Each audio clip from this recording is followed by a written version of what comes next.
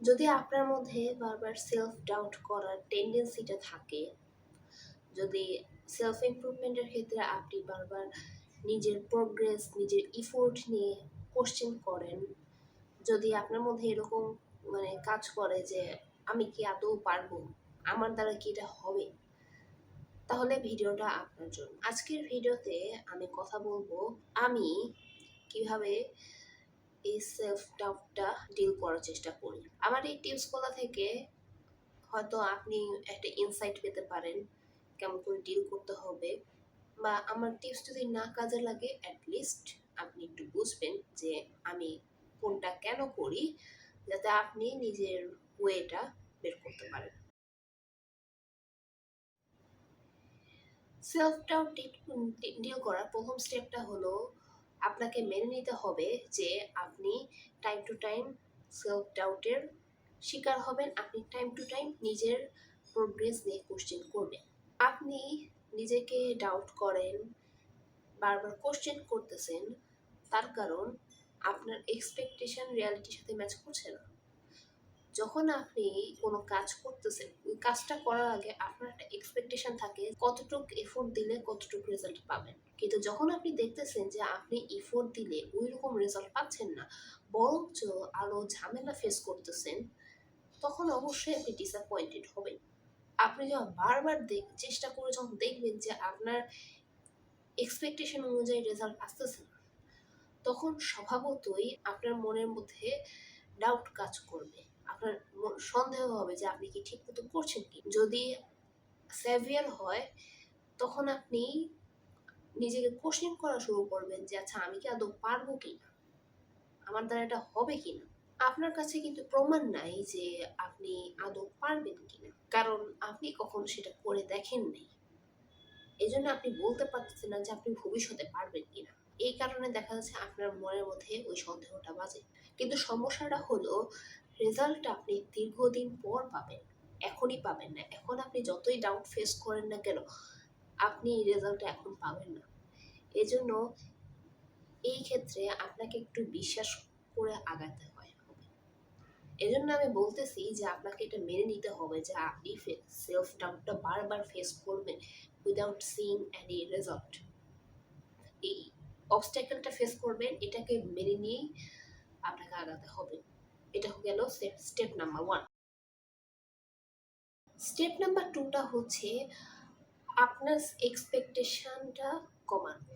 আপনি self ডাউটটা face করতেছেন যখন আপনার এক্সপেকটেশন আপনার রিয়ালিটির সাথে বারবার যখন ম্যাচ খাচ্ছে না, ওই গ্যাপটা যখন আছে, এই গ্যাপটা কিন্তু আপনি যখন ফিল আপ করতে পারতেছেন না, তখন কিন্তু আপনি ভাবতেছেন যে সেটা আপনার ক্যাপাবিলিটিতে সমস্যা।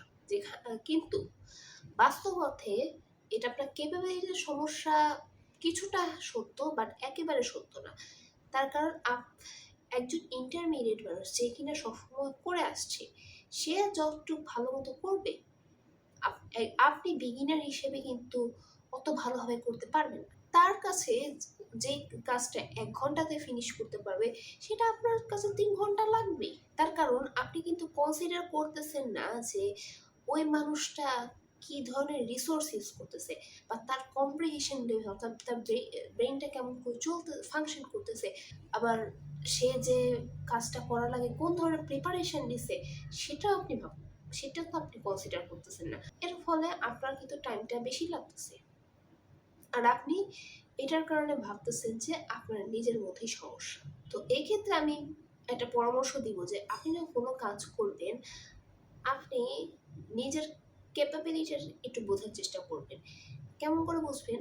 কোনো কাজ যখন আপনি ঠিক করবেন যে কোনো কাজ আপনি করবেন 1 ঘন্টা ধরে, আপনাকে কি মানে একটা নোট ডাউন করতে হবে যে আপনি কি ধরনের সমস্যা ফেস করতে পারেন। এদের ফোকাস হারাইতে পারেন, না হয় আপনি আবার আবার কি বলে সোশ্যাল মিডিয়া চালানোর টেন্ডেন্সি হতে পারে আপনি কি বলে কাজের ক্ষেত্রে সিলি মিস্টেক করতে পারেন, যে কোনো কিছু হইতে পারে।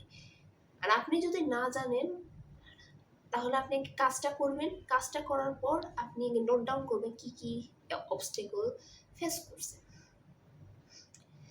তাহলে আপনার একটা ধারণা হবে যে মানে কোন কোন জায়গায় আপনার দুর্বলতা আছে। তখন আপনি সেখান থেকে মানে বিল্ড আপ করবেন। তখন আপনার এক্সপেকটেশনটা মিনিমাইজ হবে। তখন আপনি একটা হেলদি ওয়েতে আগাতে পারবেন, যেটা স্লোলি আপনার ডাউটগুলা মুছে ফেলতে পারবে। 3 নাম্বার স্টেপটা হলো নিজের সেলফ ডাউটকে পাল্টা কোশ্চেন করা। সেলফ ডাউট কিন্তু আসতেছে আপনার আপনার এক্সপেকটেশন ওয়াইজ যখন আপনি কাজ করতে পারতেছেন না ওই গ্যাপটা থেকে। যখন ওই গ্যাপটা থাকতেছে তখন স্বভাবতই আপনি ফ্রাস্ট্রেটেড হচ্ছেন, আপনার কাছে প্রশ্ন জাগতেছে যে আমি কেন পারতেছি না। তারপর কিন্তু আপনার মনে হতে পারে যে হয়তো আমি পারবো না। যদি আপনি কেয়ারফুল না থাকেন তখন আপনি কিন্তু ওই ন্যারেটিভটা বিশ্বাস করে ফেলবেন, আর দেখা যাচ্ছে যে ওই বিশ্বাসটার কারণেই আপনি ব্যর্থ হোক। বাই অল মিনস আমি চাই না যেটা কারণ হোক, কিন্তু এটা অনেকের ক্ষেত্রে হয়। আপনি যখন এরকম মানে ডাউটের শিকার হবেন, আপনি যখন বারবার ডাউট করবেন যে আপনি পারবেন কিনা, আপনি এটাকে পাল্টা প্রশ্ন করবেন যে আমি কেন সেটা ভাবতেছি।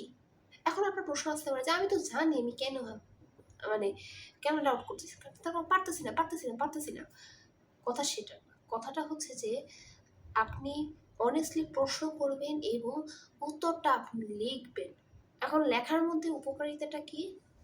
উপকারিতাটা হচ্ছে যে আপনি যখন লিখতে থাকবেন তখন কিন্তু আপনি কিন্তু আপনার মনের মধ্যে যা আছে সব ঝেড়ে ফেলবেন। পরে যখন আপনি এটা পড়বেন তখন কিন্তু আপনি মানে আপনার কথার ধরন দেখে কিন্তু বোঝা যাবে যে আপনার মানে ফ্রাস্ট্রেশনের মধ্যে আসলে কি আছে। আপনি যে বারবার সেটব্যাক ফেস করতেছে এটা আপনাকে কেমন করে এফেক্ট করতেছে, ওইগুলা থেকেও আপনি অনেক নিজের সম্পর্কে অনেক কিছু জানবেন।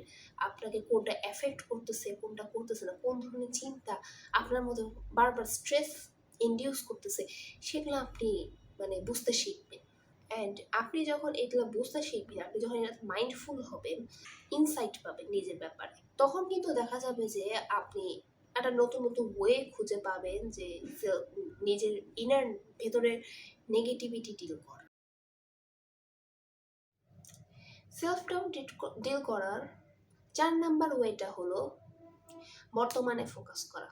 আমরা যখন নিজেদেরকে বারবার প্রশ্ন করতেছি যে আমরা আদৌ পারবো কিনা, আমাদের দ্বারা আদৌ হবে কিনা, আমরা কিন্তু ভবিষ্যৎ নিয়ে চিন্তা করতেছি। কিন্তু সমস্যাটা হচ্ছে যে ভবিষ্যৎ সম্পর্কে আমাদের কোনো ধারণা নাই। আপনি আপনার ভবিষ্যৎ জানেন না, আমি আমার ভবিষ্যৎ জানি না। এমনও হতে পারে যে আমরা এত সব প্ল্যান করতেছি, পরের দিন টুস করে মারা গেল, হতেই পারে। এটা লাইফের নিয়ম। এখন কথাটা হচ্ছে আপনি তাই বলে কাজ করা থামাই দিবেন, অ্যাবসলিউটলি নট। আপনার এটা জাস্ট অ্যাকনলেজ করতে হবে যে ভবিষ্যৎ নিয়ে আপনার কোনো ধারণা নেই, সেটার উপর আপনার কোনো নিয়ন্ত্রণ নেই। এখন এইটা আপনি কেমন করে এক্সিকিউট করবেন? যেহেতু আপনার ভবিষ্যতের উপর নিয়ন্ত্রণ নাই, আপনি বর্তমানেই ফোকাস করতে পারবেন। এই জন্য যখন আপনি বাবা ডাউট করবেন যে আপনি পারবেন কিনা, আপনি ফোকাসটা ওইখানে না এনে আপনি এখন কি করতে পারেন সেটা এখন ভাববেন। আপনি এটা অ্যাকনলেজ করবেন যে ভবিষ্যৎ সম্পর্কে নিয়ন্ত্রণ নাই, দেয়ারফর আপনি বর্তমানে ফোকাস করবেন। এখন যেমন করে বলতেছি এত তো সহজ না। আপনি যদি ফোকাস করার চেষ্টা করেন আপনি তো সেটা পারবেন না মানে হচ্ছে আপনি বারবার ডাউট করতে থাকবেন। এক্ষেত্রে আমি যে একটা সাজেশন দিতে পারি সেটা হচ্ছে আপনি টু ডু লিস্ট বানাইতে পারেন। টু ডু লিস্ট বানাইলে একটা কাজ হয় কি যে আপনি সেটা আপনাকে ফোর্স করবে যে কোনো একটা কাজ স্পেসিফাই করার। আপনাকে ভাবাবে যে আচ্ছা আমি এক্স্যাক্টলি কি করতে পারি।